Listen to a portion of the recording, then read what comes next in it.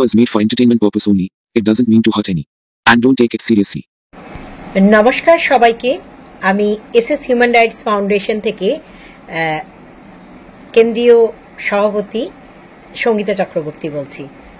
আজ আবার একটি ছোট্ট আমাদের সাফল্য নিয়ে, সাংগঠনিক সাফল্য নিয়ে আপনাদের কাছে জানাতে এলাম।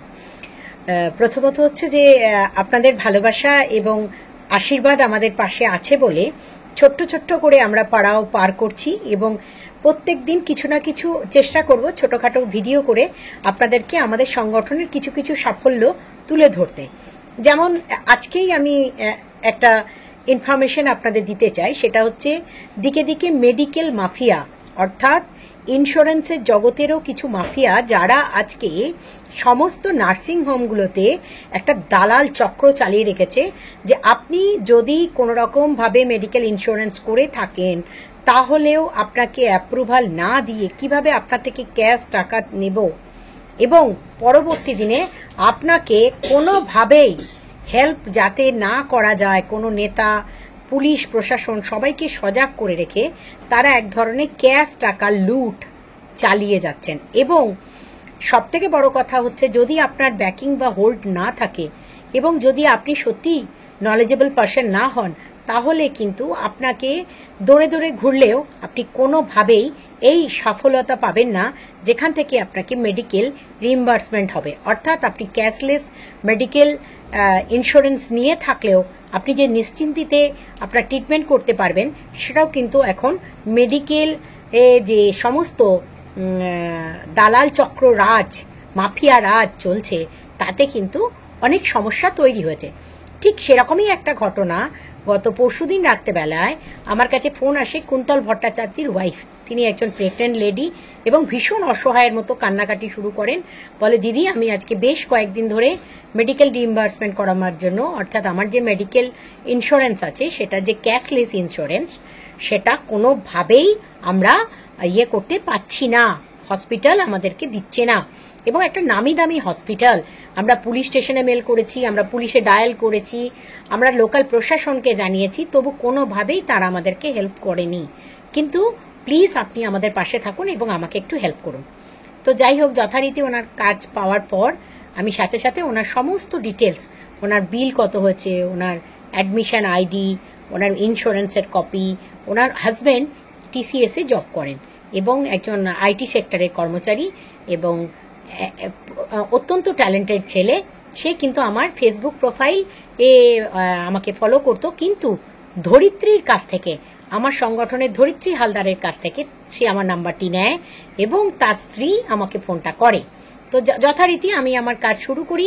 রাত্রি 2:30-3টে পর্যন্ত কাজ করার পর গতকালকে তারা 3টে নাগাদ তাদের মেডিকেল রিইম্বার্সমেন্টের জন্য যখন হসপিটালে যায় এবং হসপিটাল থেকে যে কদিন তাদের সাথে যে কি মিসবিহেভ করা হয়েছে, তাদেরকে দরজায় দারোয়ান রেখে বেরোতে দেয়নি, খেতে দেয়নি, ওষুধ দেয়নি, যা যা ঘটনা ঘটেছিল কাল তাদের সরিয়েও চেয়েছে এবং মেডিকেলটাকে অ্যাপ্রুভও করে দিয়েছে এবং তারা প্রায় 2 লাখ টাকার মতো মেডিকেল রিইম্বার্সমেন্ট পেয়ে তার স্বামীকে নিয়ে বাড়ি ফিরেছে। এরপরে আপনারা তাদের বক্তব্যটা শুনবেন। নমস্কার, আমার নাম দেবযানী সরকার। আমার হাজব্যান্ড, ওনার নাম হচ্ছে কুন্তল ভট্টাচার্য। তো আমার হাজব্যান্ড বর্তমানে অসুস্থ। তো উনি 31শে জুলাই আমরি হসপিটাল নামে, ঢাকুরিয়া আমরি, যেটা এখন মণিপাল হসপিটাল হয়েছে, সেখানে ভর্তি হয় বুকে ব্যথা নিয়ে। তো এবার আমার হাজব্যান্ড টিসিএসে জব করে, বিগত 11 বছর ধরে টিসিএসে কাজ করছে। তো সেই ক্ষেত্রে ওর মেডিক্লেম আছে। তো আমি সেই জন্যই আমরা ওকে অ্যাডমিট করাই আমরি হসপিটালে, যাতে করে আমরা সেখানে আমরা প্রথম দিন যেদিনকে ভর্তি করাই মেডিক্লেমের সব ডকুমেন্টস আমরা জমা দিয়ে থাকি।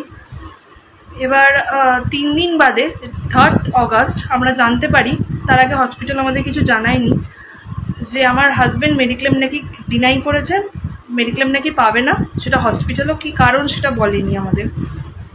আমরা প্রতিনিয়ত আমাদেরকে হসপিটাল তার পর থেকে আমাকে আর আমার হাজব্যান্ডকে তো আটকে দিয়েছেই, ওনার ট্রিটমেন্টও করেনি। চাপ দিয়ে গেছে যে শুধু টাকা দেওয়ার জন্য। তখন অ্যামাউন্টটা ওরা বলেছিল 1.5 লাখ টাকা মতো, তাই তো 1.5 লাখ টাকা মতো। তারপরে আস্তে আস্তে সেই বিলটা বাড়ে। আমি একজন বর্তমানে প্রেগনেন্ট মহিলা, 6 মাসের প্রেগনেন্সি। আমি ওদেরকে হাতে পাই ধরি যে দেখুন ওনাকে ছেড়ে দিন, আমরা পোস্ট ডেটেড চেক দিচ্ছি, ওনাকে ছাড়া হোক, ওনার ট্রিটমেন্টের অতি আবশ্যক দরকার, বাড়িতে নিয়ে গিয়ে আমরা আমাদের সামর্থ্য মতো ট্রিটমেন্ট করবো। আমাদের আর্থিক পরিস্থিতিও যে খুব ভালো তা নয়, আর প্রচুর খরচা, কারণ আমার নিজেরও একটা শারীরিকভাবে আমি নিজেও দুর্বল, তো আমার জন্য ট্রিটমেন্টের জন্য খরচা চলছে। তো সব জায়গায় ঘুরি, পুলিশের কাছে মেল করি, হাতে পায়ে ধরি, 100 ডায়াল করি, পুলিশ আসে, কেউ কোনো স্টেপ নেয় না। তো আমি পাগলের মতো ঘুরতে থাকি। আমার হাজব্যান্ডকেও সমানে হসপিটালের লোক এসে থ্রেট করে, হসপিটালের দরজার সামনে ওর সিকিউরিটি গার্ড বসিয়ে দেয় যে কী হলো, টাকাটা দিন, এরকমভাবে এসে মেন্টাল টর্চার করে, খেতে দেয় না, বিশাল বাজে ব্যবহার করে আমার হাজব্যান্ডের সাথে। তো ধরিত্রীদির থেকে আমি নাম্বারটা পাই, সঙ্গীতা দির। তো সঙ্গীতা দিকে আমি ধন্যবাদ জানাই। তো আমি সেটা সঙ্গীতা দিকে বলি, বুধবার দিন বিকালবেলা ওনার থেকে নাম্বার পেয়ে বুধবার দিন বিকালবেলা আমি সঙ্গীতা দিকে জানাই যে এরকম আমাদের সাথে ঘটনা ঘটেছে। তো সঙ্গীতা দি সঙ্গে সঙ্গে আমাদের সাথে সহযোগিতা করে, সব ডিটেলস নেয়, ওর অফিসের মেডিক্লেমের ডিটেলস, হসপিটালে কোথায় ভর্তি হয়েছে, কত টাকা বিল করেছে, সমস্ত কিছু ডিটেলস নেয়। সঙ্গে সঙ্গে সঙ্গীতা দি অ্যাকশান নেয়, ওমবাডসম্যানে, তারপরে হসপিটালে, পুলিশকে যেখানে যেখানে যা চিঠিপত্র করা সেগুলো করে। পরের দিন আমাকে দিদি বলে হসপিটালে যেতে গিয়ে ঝামেলা করতে। তো পরের দিন আমি দিদির কথা মতো হসপিটালে যাই, সেটা হচ্ছে বৃহস্পতিবার, মানে কালকে হসপিটালে যাই। এবং হসপিটালে গিয়ে আমি ওদের সাথে কথা বলি। প্রথমে তো ওরা কথা বলতে চায় না, বলে যে টাকা লাগবে, কেন ওর টাকা দিচ্ছেন না, নালে পেশেন্টকে ছাড়া যাবে না, ইলিগালিভাবে ওকে ডিটেন করে। তো দিদি তার সঙ্গে সঙ্গে দিদি আমাকে বলেছিল যে ওখানে গিয়ে যদি ওরা তোমার সাথে খারাপ ব্যবহার করে বা কিছু করে, তুমি সঙ্গে সঙ্গে আমাকে ফোন করবে। তো আমি ফোন করি দিদিকে। তো সঙ্গে সঙ্গে তারপরে কিছুক্ষণ বসি, কেন ওরা বলেছিল মেডিকেল সুপারিনটেন্ডেন্ট আসবে, মিটিংয়ে এখন ব্যস্ত আছে, আপনাকে এখন ওয়েট করতে হবে ওনার জন্য, আপনার পেশেন্টকে ছাড়া যাবে না টাকা না পেলে। তাই বললাম ঠিক আছে, আমিও ম্যাডামকে জানিয়েই এসছি। তখন কিছুক্ষণের মধ্যেই ওরা যে টিপিএ আছে, ইন্স্যুরেন্সের যে ডেস্ক আছে, সেখান থেকে খবর আসে যে আমাদের মেডিক্লেমটা ক্লিয়ার করে দিয়েছে, 2 লাখ টাকা মতো বিল হয়, তো পুরোটাই আমাদের দিয়ে দেয়। তো আমি দিদির কাছে চিরকৃতজ্ঞ, আমরা দুজনই চিরকৃতজ্ঞ, কারণ আমি ওখান থেকে আমার স্বামীকে বের করে আনতে পেরেছি। আর এখন আমার স্বামী এখনও অসুস্থ আছে, কারণ ট্রিটমেন্ট তো ওরা করেনি, ওর ট্রিটমেন্ট চলছে এখন। তো ধন্যবাদ জানাই আমি দিদিকে। তুমি কিছু বলবে? এরকমভাবে পাশে থেকে থাকো সবার কাছে। আশা করবো যত এরকম ভিকটিম আছে, এই মেডিকেল মাফিয়াদের যে একটা র্যাকেট চলছে কলকাতাতে, সেটার এগেনস্ট একটা লড়াই করা দরকার আছে। দিদি আছে, ভাইরাও রেডি, এই আন্দোলন আরো জোর কদমে আরো জোরালোভাবে আগামী দিনে এগোবে। ধন্যবাদ। ধন্যবাদ।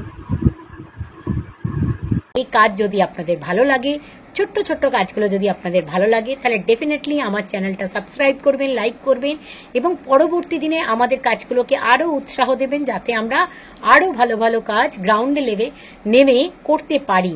ধন্যবাদ আপনাদের সবাইকে, আর ভালো থাকবেন, আর আমাদের সকলকে আশীর্বাদ করবেন যেন আমরা সঠিক কাজ করতে পারি এবং সমাজটাকে আরও এগিয়ে নিয়ে যেতে পারি। ধন্যবাদ। আমাদের এসএস হিউম্যান রাইটসের জয়, তাই ছোট্ট জয় আপনাদের সাথে শেয়ার করলাম। ভালো থাকবেন।